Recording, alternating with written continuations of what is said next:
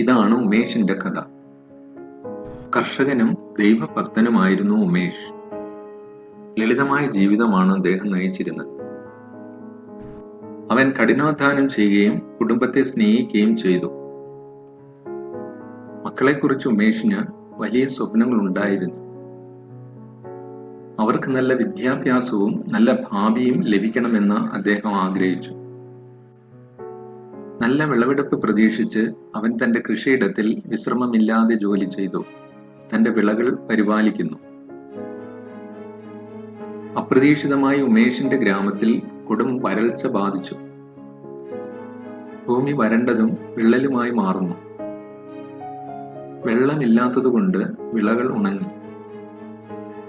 ഉമേഷിന്റെ ഭവനത്തിലും ഗ്രാമത്തിലും കൊടും ക്ഷാമമുണ്ടായി.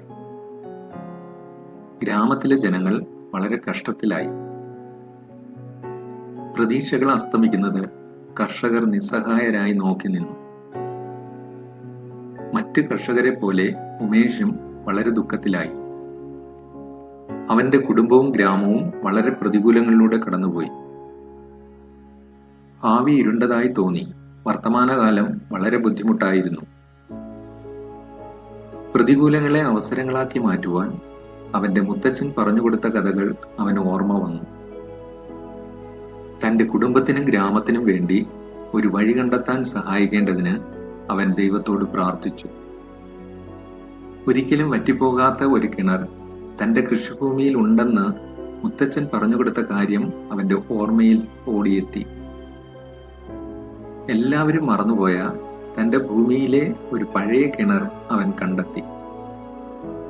ശുദ്ധജലത്തെക്കുറിച്ച് മുത്തച്ഛൻ പറഞ്ഞ കാര്യങ്ങൾ അവന്റെ മനസ്സിൽ ഓടിയെത്തി.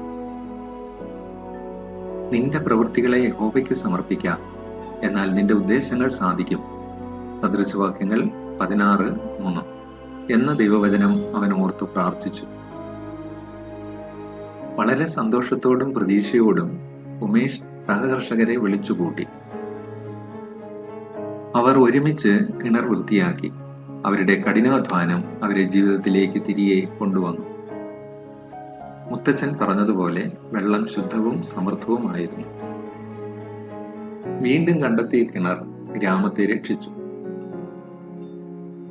അത് ഉണങ്ങിയ നിലത്തേക്ക് ജീവൻ തിരികെ കൊണ്ടുവന്നു.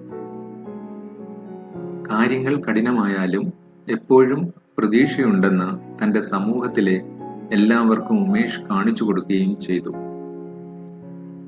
പ്രതികൂലങ്ങളെ അവസരങ്ങളാക്കി മാറ്റുക.